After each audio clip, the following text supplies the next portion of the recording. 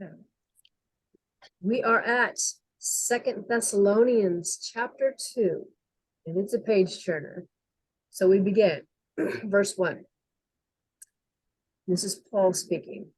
Now, brethren, concerning the coming of our Lord Jesus Christ and our gathering together to him, we ask you not to be soon shaken in mind or troubled, either by spirit or by word or by letter, as if it is from us, as though the day of Christ had come. Let no one deceive you by any means, for that day will not come unless the falling away comes first, and the man of sin is revealed, the son of perdition, who opposes and exalts himself above all that is called God or that is worshipped, so that he sits as God in the temple of God, showing himself that he is God. Okay, so false prophets in this time had shared false words of God, even going so far as to writing a letter of false prophecy as if Paul himself wrote it, telling this new church that because they were being persecuted so greatly, which they were, that they were going through such tremendous tribulation that they were actually going through the tribulation. But Paul reminds them that that is not so. But before the tribulation actually comes, the church will fall away from the true teachings of the Bible and will accept a watered down gospel, a politically correct gospel. All paths lead to heaven. We all worship the same God. Muslims, Wiccans, Buddhists, all the same. And the Antichrist will come first and will commit the great abomination, which is he will be pretending to be the Messiah. He will bring peace in the Middle East, and he will be in the temple, which will be built when he's there. And he'll be sitting on God's seat, demanding to be worshiped as God. And that is the great apostasy that will happen in the end of days. Verse 5. Do you not remember that when I was still with you, I told you these things? And now you know what is restraining, that he may be revealed in his own time. For the mystery of lawlessness is already at work. Only he who now restrains will do so until he is taken out of the way. And then the lawless one will be revealed, whom the Lord will consume with the breath of his mouth and destroy with the brightness of his coming.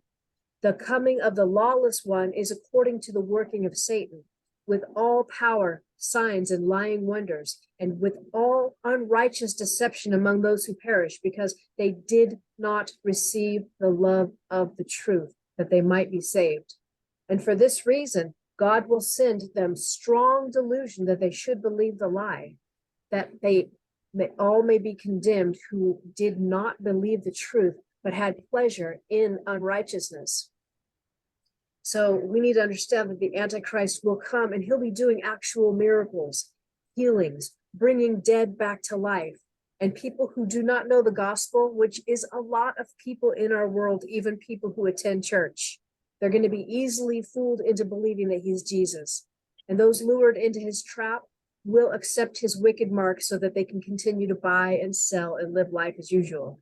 But they will really be buying themselves into eternal damnation.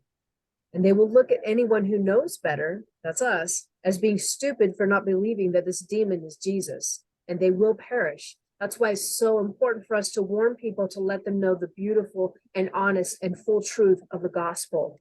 The one way to heaven is through Jesus Christ our Lord, period. There are no other ways. Verse 13. But we are bound to give thanks to God always for you, brethren, beloved by the Lord, because God from the beginning chose you for salvation through sanctification by the Spirit and belief in the truth, to which he called you by our gospel for the obtaining of the glory of our Lord Jesus Christ. Therefore, brethren, stand fast and hold the traditions which you were taught, whether by word or by epistle. Again, Paul thanks God for this faithful church and asks that they stay strong in their faith in what they've learned of the gospel and all Paul's teachings. Verse 16.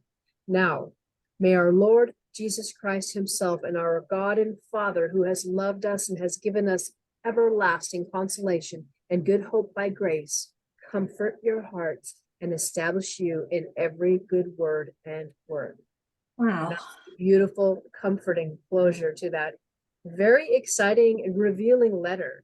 And remember, this comes before John's revelation comes. So Yeah. Paul was on it before John ever preached Revelation. And it's pretty powerful stuff because Jesus himself revealed this to him. So, anyone have anything to It's kind of share? wiped away.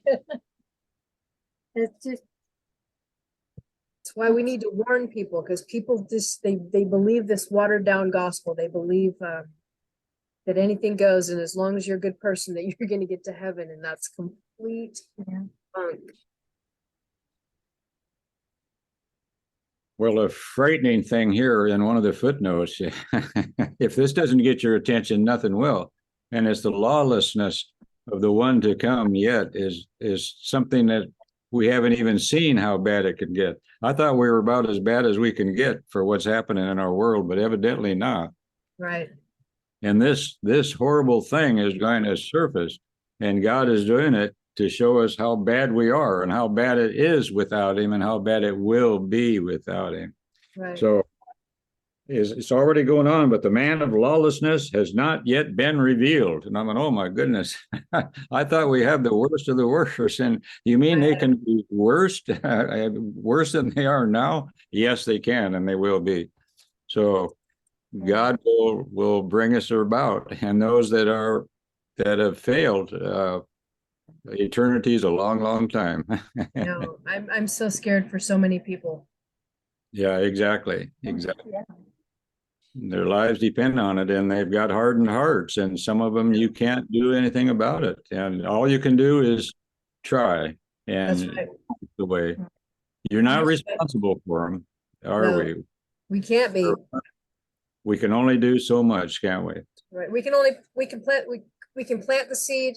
We don't tend to sow the harvest, reap the harvest, but we can just plant the seed, and sometimes that's enough. Yeah, exactly. Get that ball rolling. Right? And sometimes you don't even see it. Yeah. It happens later, beyond where you're connected anymore. Yes. Yeah. So keep planting seeds anywhere you can. You're right.